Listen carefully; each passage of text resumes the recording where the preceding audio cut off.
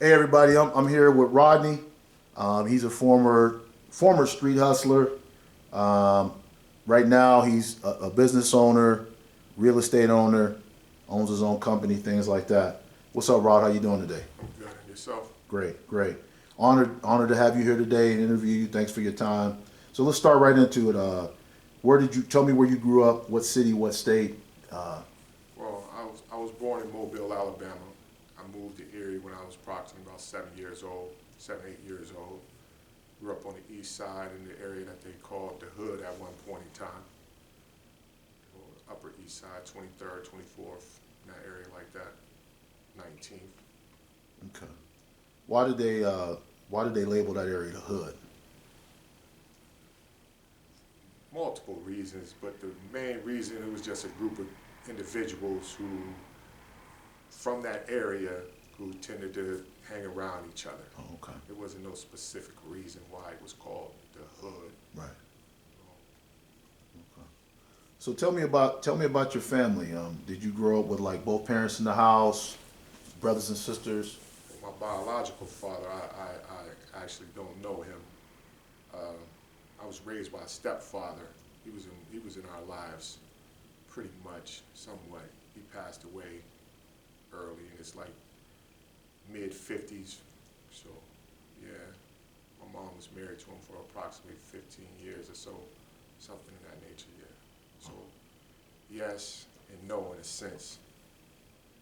I was raised by two parents, I would say, but not entirely by two parents.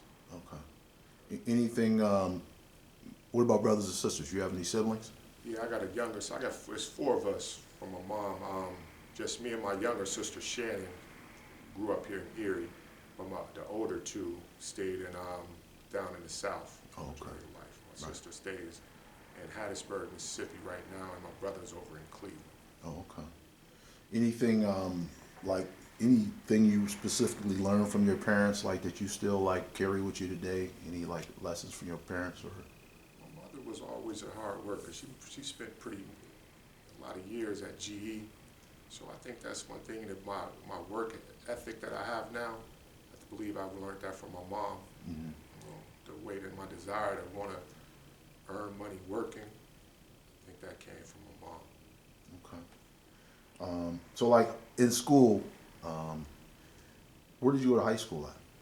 I graduated from Tech Memorial High School in 1987. I went to Wilson at one point in time. Jefferson was the first school that I went to when I was here. Oh, okay. Were you involved with sports, anything like Yes, that? yes, I played all sports. Anything that you can really name. But first sports that I really played was baseball. I played baseball, football, and basketball coming up my entire life. I went on to play college football. My favorite sport is baseball, though. Oh, okay. Yeah. Yeah. Do you have any kids of your own or? Yes, I have 9 children now, and 28 grandchildren. Wow, that's nice. Yeah, that's a blessing. Yeah. When did you first become a parent? Like when did?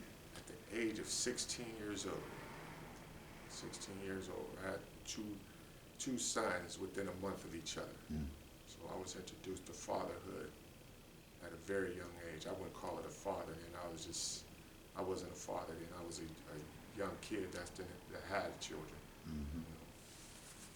So you were a popular guy. I mean, would you consider yourself to be like a? I mean, Well, I was known, but I wouldn't say I was a popular guy. I was probably known around the city from sports, oh, okay. it's like that. Not really no popular guy. I don't think I craved the limelight. Oh, okay. The type of individual would probably be behind the scenes with things. Right, right.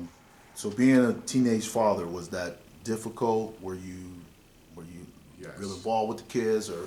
very difficult.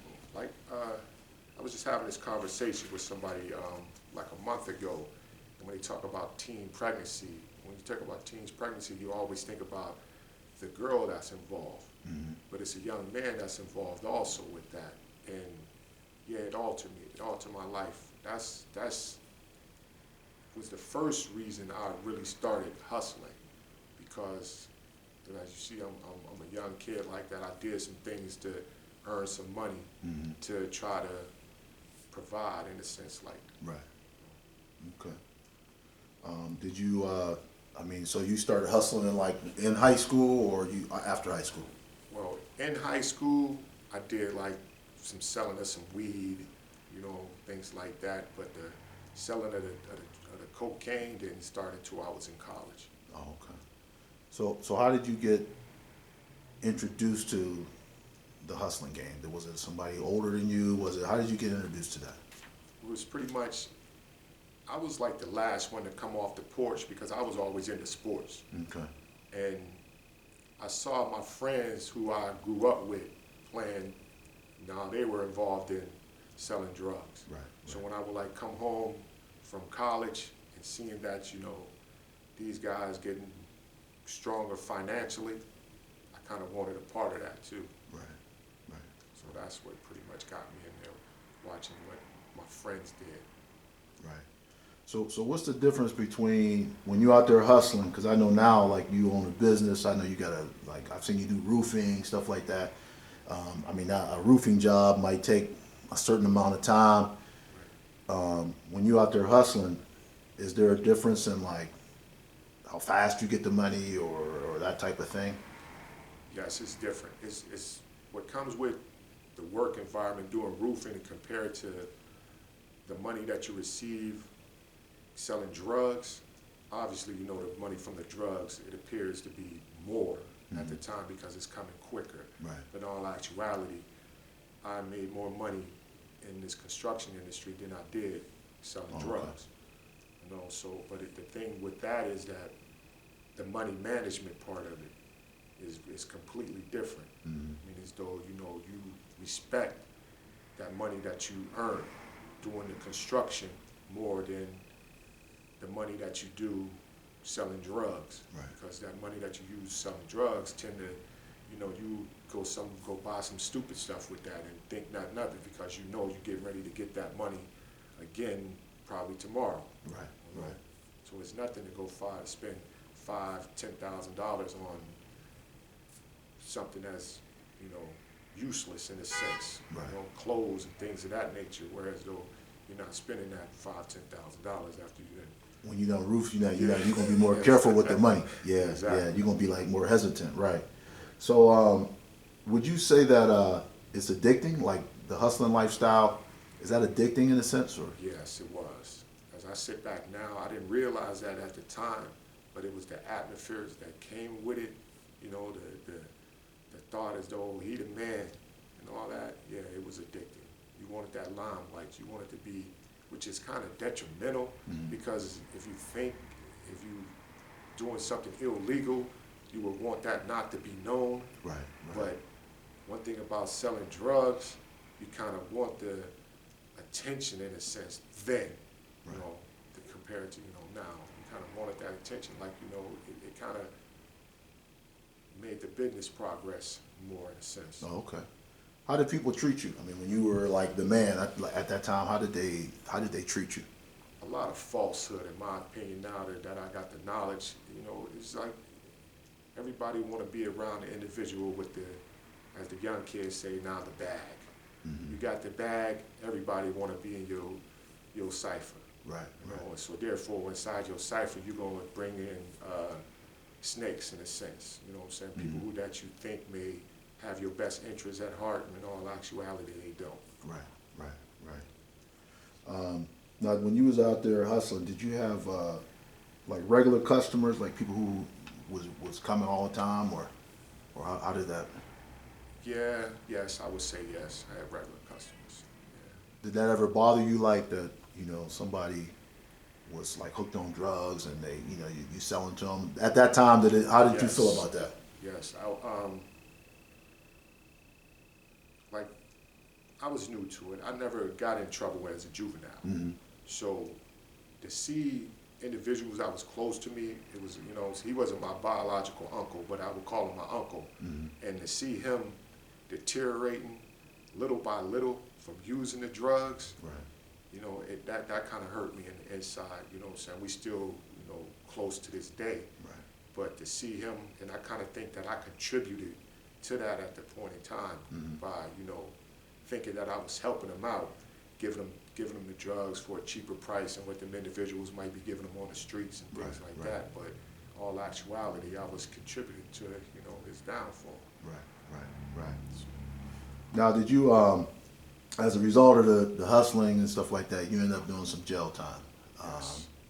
I was sentenced to 11 years, 3 months to 31 years and 3 months. And actually, I'm just now about to finish that sentence come May. I'm still on state parole. So when was that? Do you remember the year? 1991, I received the sentence. 1991. The 31 years would be up in May of this year. How much time did you actually do? Like, I did 11 years, 3 months on the front end. I did 10 years, 3 months straight, and I did another 9 in the halfway house in a sense. You know, that's when they was giving you pre-release. Right. So actually, yeah, somewhere in that nature. Like I did 10 years straight before I received like 3 months of like a OOR type program. Right. Then I went to the halfway house that was on 8th Street. Oh, okay. I mean, how did you feel being like, once you got caught and you was going to jail? How did you feel like when you finally was behind, you know, in prison? How did you? It's the worst feeling in the world to be told when you can eat, when you can wash your body, you know, when you can see your family, things like that. It's modern day slavery. I know you heard that term multiple times before, and actually it is. It's to be around that much despair of individuals that just balling together of so much, you know, heartfelt like hatred in a sense, you know, and the thing is that it kind of shows a level of like racism in the you know, state penitentiary system in Pennsylvania, because the majority of the individuals that are incarcerated are, you know, black or Hispanic, and the guards are, you know, white, right? Are white. And where I was incarcerated at, it was Center County in Rockview, and that's one of the main spots north of the Macy-Dixie line that have the most like Ku Klux Klan member and like neo-Nazis and things of that nature. So the majority of those guards were involved in, you know, what you talking about, discrimination and all that kind of stuff like that. I mean, it was very bad. Right. So how old were you when you actually went in? See, a lot of this, I try to, in order for me to reach this point come May of getting done with this, I kind of blocked my sentence out and just kind of did it. So, but my math generator, I was like 19, 20 when it all started. Was that a scary experience? I mean, were you scared like in prison every day, or? At a point in time when I first was arrested for it, that's when, you know, the hurt kind of like settled in. But it was at a point in time I was sitting in my cell and I realized, you know, I'm getting ready to be here for a long period of time. You know, it don't seem like this appeal situation is going in my favor. So I utilized it as an opportunity to try to gain some form of knowledge in there, you know, start getting into my, you know, reading and things of that nature like that, to mask that thought of, you know, because I couldn't really see that release date. I didn't want to think about that release date then, because all I was doing was making me, you know, start doing real detrimental behavior. Right. So after you got out, I know now you're into some things, you know, like you said, construction stuff. How did you get into that kind of stuff? Actually, a prison OOR program. It was something that I was familiar with Farrell, Pennsylvania before, and the program was a construction program, either carpentry or masonry. Which one you choose to get involved with, and what happened with me was that I was put in Farrell, a crew of us.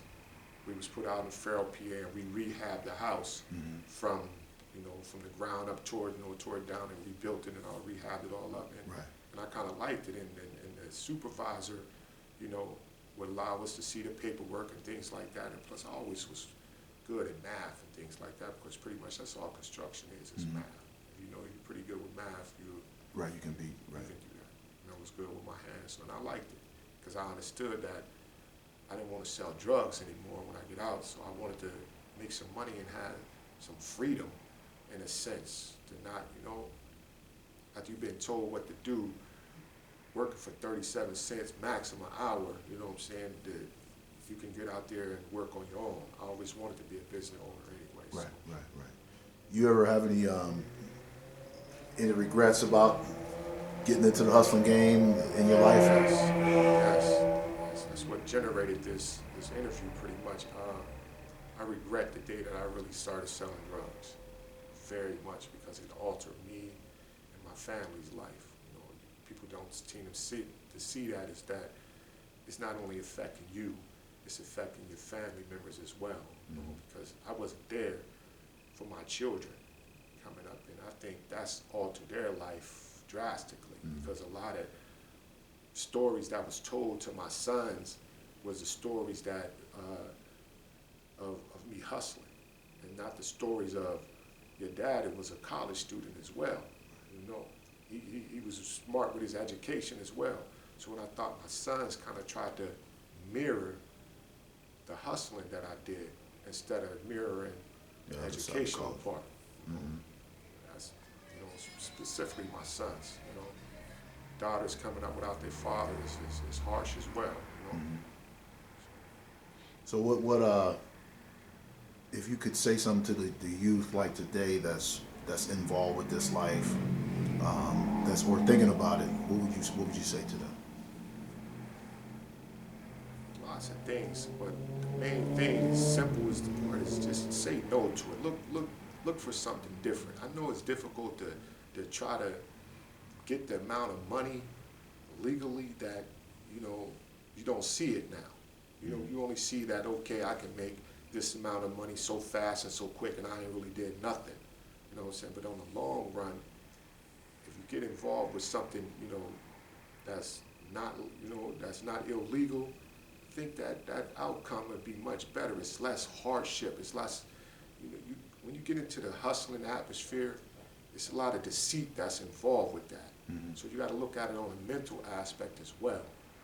Think about the hatred that comes along with it, and the stabbing in the back, or sit back thinking about this opportunity, he snitched on me, and all of this type of stuff. Do you really want to be involved with that? Do you really want that type of hatred in your heart that that comes along with the drug? And now it's much more violent than it was when I started selling drugs. So think about it now. You might have to take somebody's life to maintain your drug activity now. So do you really want to live with that demon?